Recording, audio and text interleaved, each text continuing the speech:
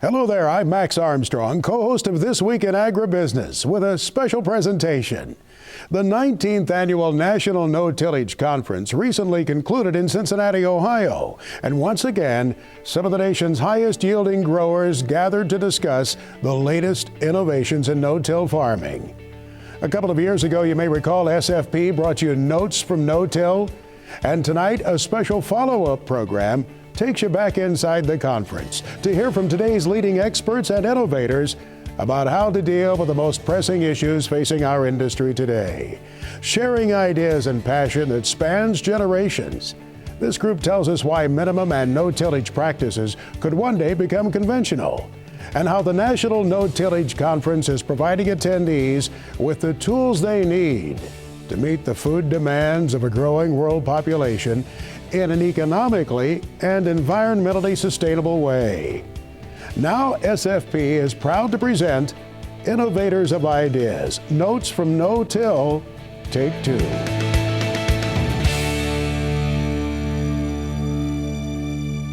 Well, this is a great year for us because this is the 40th anniversary of No-Till Farmer, and this is the 19th National No-Tillage Conference, which we started in 1993. But when we started in 1972, there were 3.3 million acres of no-till, and today there's probably close to 90 million acres. Not only are we protecting the environment, but we're going to figure out some ways to use less petroleum, and as we need more corn to produce ethanol, we're going to be able to do it with no-till. And a lot of the problems we had in no-till early on, like even continuous corn, we've solved those problems so we can meet the corn market. And then profit is another one. No-tillers are making more money than people in conventional tillage. Weed control has become easier. We're using lots of fungicides now that we didn't use years ago. And we've really cut trips over a field. I mean, in the old days, you might make 8 or 9 trips across the field to plant and harvest a crop of corn. And some guys are doing it with only 3 trips today. So we've really made progress. No-till has let people farm a lot more acres without having to add costly labor. We've just found today that that you can really reduce labor, and you can reduce the amount of machinery, your fuel savings. Today, we're farming 4,000 acres with 2 primary tractors. Definitely the key, but the number one is labor. Labor and time. Crops have been excellent. The soil structure definitely is a big improvement.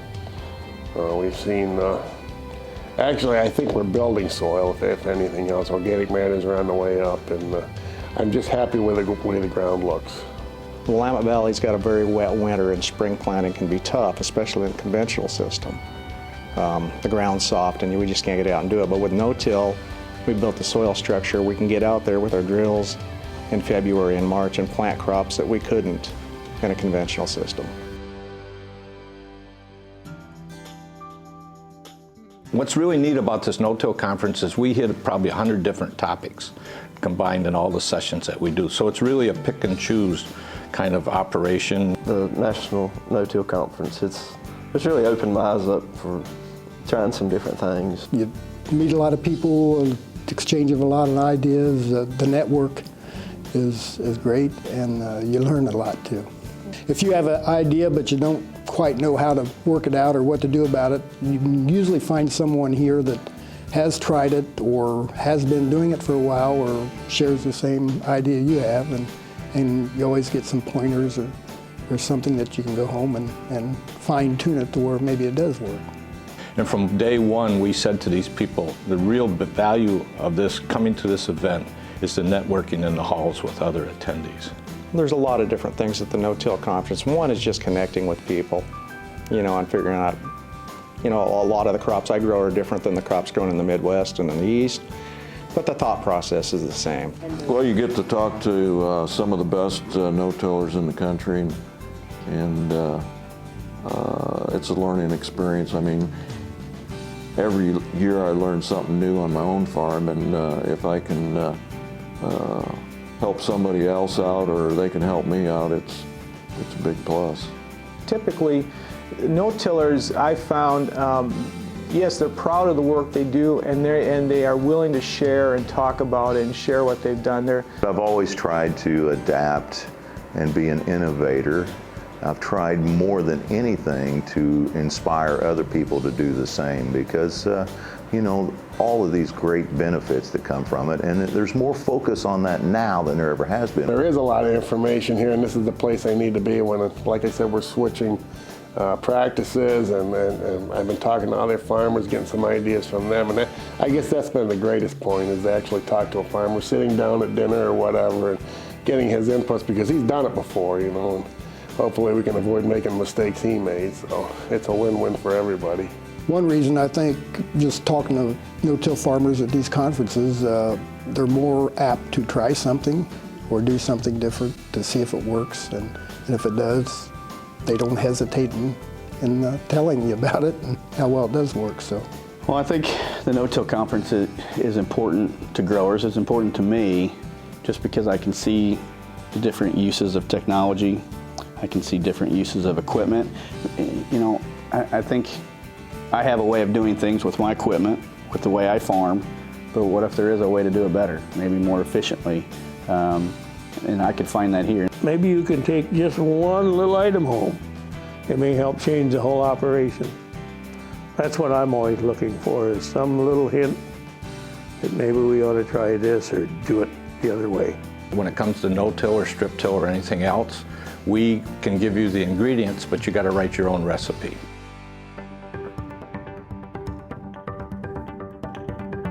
Soil biology is a big thing. These guys they're really particular about their soil, and they want it to be productive. I mean, they know it's alive, they know it can do a lot of good things for them, and so how can I make that soil work for me and get the maximum out of it and yet be a good steward of it and protect it? Somebody asked me, what would you change if you were able to go back 20 years in your farming operation? And I said I would start paying more attention to what was going on below the ground instead of just looking at what's going on above the ground. And of course, no-till is a big part of that, of building up the long-term quality of your land. We've got the red clay, and it's really light soil. It has no water holding capacity, very little organic matter on most of it. And the no-till we're trying to build organic matter and trying to hold some more water and keep it from washing, save a lot of fuel and time. And for our area, we've got some soils that are lighter soils, and so you treat them a little different than you do with a silty clay loam, which is a wetter soil. But we've come through that. We've invested a lot in getting water removed from our soils by either surface ditching and tiling. Those things are important. I think they're important in conventional, but more so even in no-till.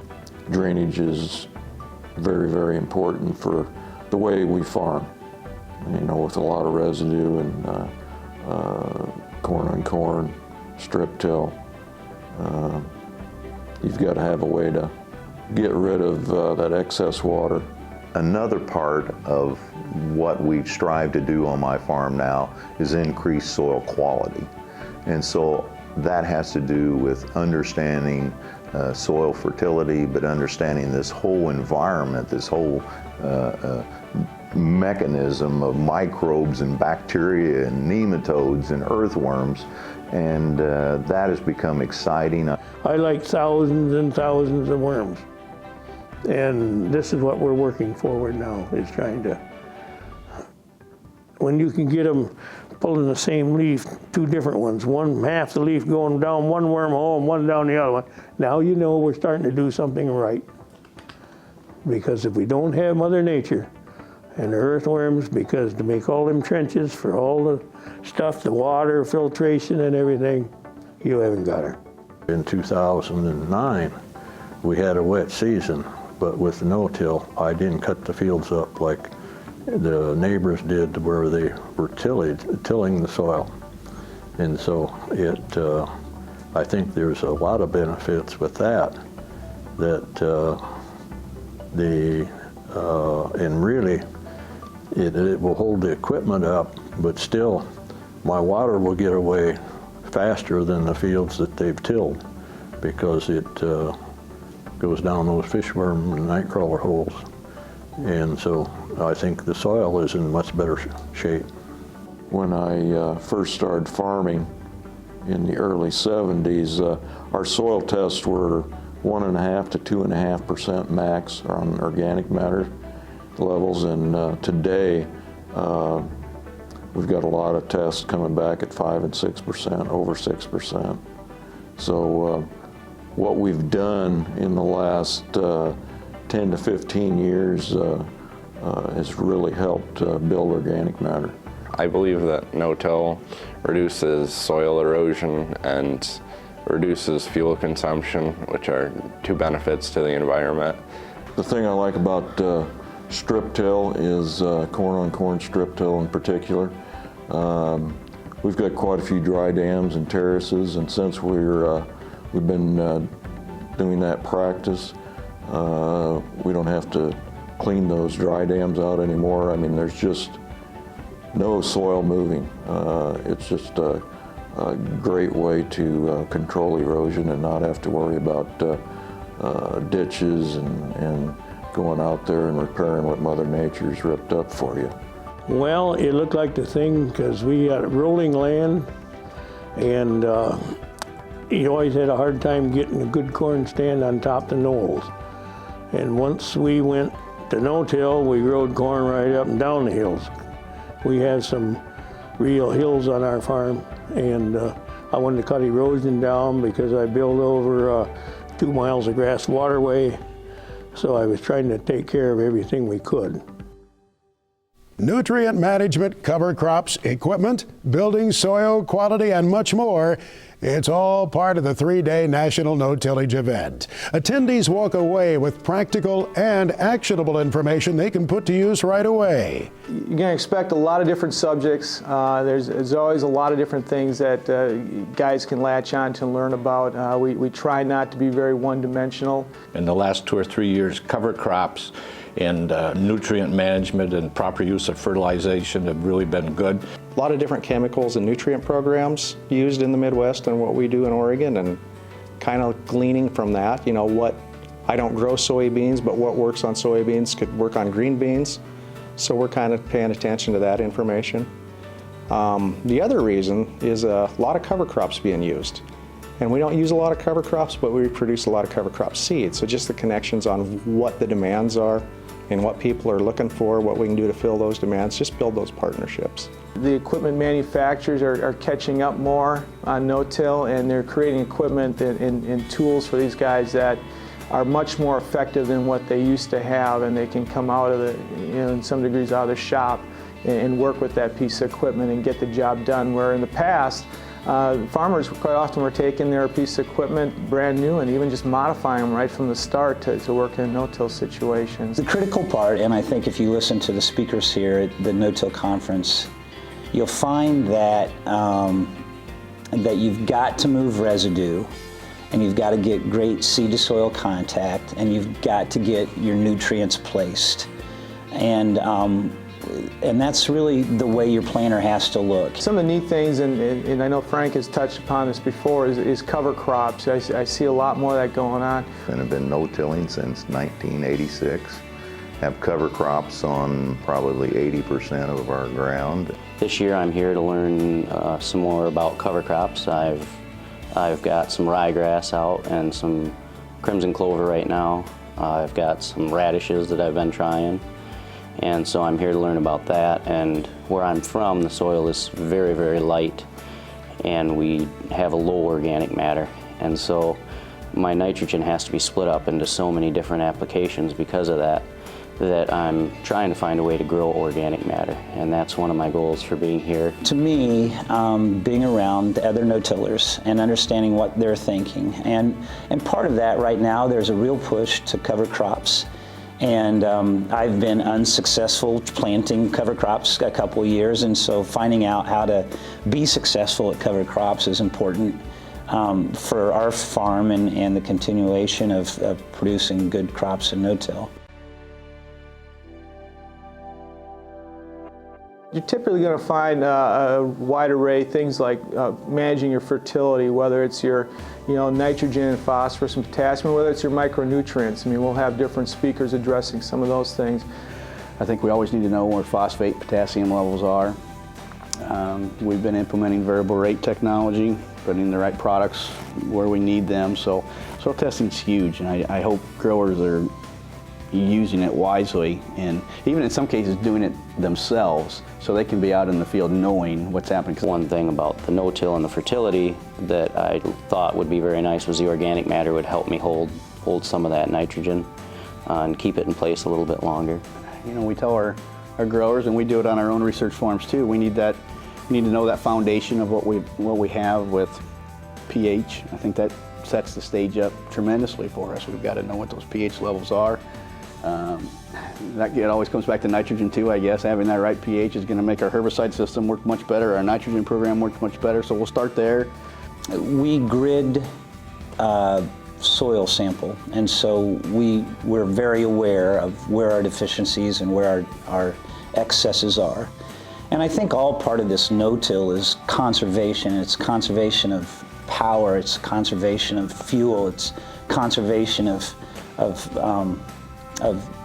your NP and K, and so that's critical. I mean, I think that's critical from being profitable, but also being able to utilize those resources and maximize those resources. One thing we have learned is that we need a pop-up fertilizer with the corn just to get the corn growing good and out of the ground. It's one of the big challenges of no-till, especially if you plant into a cover crop, is a damp, wet soil that corn doesn't like real well. One big thing is nitrogen, keeping the nitrogen on the soil. Since we no-till, we don't work the urea or the 28 or whatever you use on the soil, so you want to keep it. Nitrogen is a huge component of our testing program. And as we look at last year, 2010, we had a lot of nitrogen management issues out there in the fields due to denitrification. We had heavy amounts of rainfall in the spring, and for those producers who put all of their nitrogen in pre-plant situations, we lost that nitrogen, and yields suffered as a result. And a major part of this year's conversation at the National No-Till Conference was the use of fertilizer enhancers and managers, getting the most out of valuable nutrient inputs, especially nitrogen and phosphorus, in a no-till program. Yeah, that remains a key focus of the conversation, and attendees were eager to find out more. SFP is a research and development company founded in 1998 by Dr. Larry Sanders, and we have a couple revolutionary products called Avail and Nutrisphere. Well, I think these products are a perfect match in a no-till situation, just due to the fact that you've got the biomass, whether it's corn stalks or bean stubble or even the straw from wheat. Those need, enhanced enzymes and biologicals to break down, and by that system breaking down, it adds additional nutrients to the soils. And I think that's the key to a no-till program, is making sure that you're being a good steward in protecting the soils and making sure that you're adding back nutrients and biologicals, and not necessarily kind of mining those or stripping them out of the soil. What Nutrisphere and Avail does is allows the grower to be more efficient with their commercial fertilizers, in order to be that good steward and to really take care of the soil and the soil profile that they're growing the crops in. Well, being a no-till farmer myself, and I have been for over 20 years, these products, this is what allured me to this company, was because we have a tremendous problem in no-till farming in being able to capture the value of our nitrogen, especially because we're spraying nitrogen on top of residue that just wants to suck it up like a sponge and won't return it back to our crop at the proper time. So there's a big gap in nitrogen utilization there. So our crop goes hungry for a while until the stalks get digested and return the mineralized nitrogen back to the crop. So that's been an age-old no-till problem. I was attracted to trying the Nutrisphere product just as a grower and as a retailer when it was back in research. And what I saw and witnessed got me so excited that it's led me to be a part of this company. And other no-till farmers that have experienced the same thing, they're all looking for that. It's really a silver bullet in no-till is to be able to manage nitrogen. The phosphorus portion is the other part, and because spreading phosphorus on a broadcast basis on no-till is pretty inefficient. You talk to most of the no-tillers in the room down here that are at this conference, and you know the reason why they're here is because they're looking for those better ways to do things that can keep their costs down and their production numbers up. And by putting Avail in a starter fertilizer program on no-till and getting it right either in with the seed or directly 2 inches to the side, and in some places now we're learning that a combination of both those practices, dribbling a little bit in that seed furrow as a pop-up starter along with 2x2, where we can actually put the balance of that phosphorus load, is giving that efficiency to that no-till farmer that he's been looking for. And by treating that phosphorus with the Avail technology that we at SFP offer, we can give him 3 times more the value of that phosphorus in that crop, which is vitally important. And that really, it's a difference between making it work and not work. We used a pop-up starter this year with some Avail in it. And yeah, it was, we have it like a 2-week period where it gets kind of cold and rainy. The corn kind of sits there, so we're looking for something to carry it through that stage, and it did very well. I use all liquid Avail, putting it in furrow with our seed firmers and mixing in different rates of starter fertilizer, and we've had tremendous luck. I'm actually excited about our starter fertilizer programs now, whereas, as I said before, I was a little skeptical. I didn't know what direction we were going with it, but now with Avail, with that phosphate efficiency, I feel a lot more comfortable with our fertility program. It is pretty important on corn that you have phosphorus with that seed, and that's where I've used Avail in making sure we've got phosphorus available in that corn. So the Avail technology is so unique in what it does. We coat the fertilizer with this high negatively charged polymer. We're not trying to treat the whole soil profile with Avail, and as soon as growers understand that we're just treating their little fertilizer pellet or we're putting in their little liquid band and we're just treating that little area of the field, then it makes sense to them. We can do it with enough active ingredient to stop the fixation of phosphorus for the time that crop is planted until the time that crop is harvested. And that is something that has never ever been achieved before. In many different ways people have tried to address it. That's what makes Avail so unique. There's nothing quite like Avail on the marketplace. So we have the risk of nitrogen losses. That's something we have to keep our eyes on. And a product like NutriSphere I really like. I've enjoyed using it in our testing and recommending it to our growers because it will keep that nitrogen from converting and having denitrification, leaching, volatilization. We do a lot of pre-plant or post-plant applications of nitrogen with liquid UAN, and I like adding that NutriSphere with that product to prevent especially volatilization. For hot and dry, we can keep that product there. Drill our wheat in the fall, and we've been putting NutriSphere and Avail on the dry fertilize, and the wheat really gets off to a better start, and then we no-till soybeans in it after we harvest it in June, and we think that the NutriSphere and Avail really keep some fertilizer in the soil for the beans the next year because we do not fertilize them again. NutriSphere's chemistry is so much more unique and clean. It breaks down by soil microbes ingesting it, and it takes them a long period of time to do that, and it leaves absolutely no environmental footprint. I feel very good as a steward of the land selling a product that has no environmental footprint. Very few companies can say that. And being with SFP, both of these products, Avail and NutriSphere, you can look anybody in the eye of any walk of life, talk to school children, or you can talk to environmentalists, and you can tell them that we've got products here that give more bang for the buck spent and leave no environmental footprint. And that makes you feel good every day when you get up and go to work.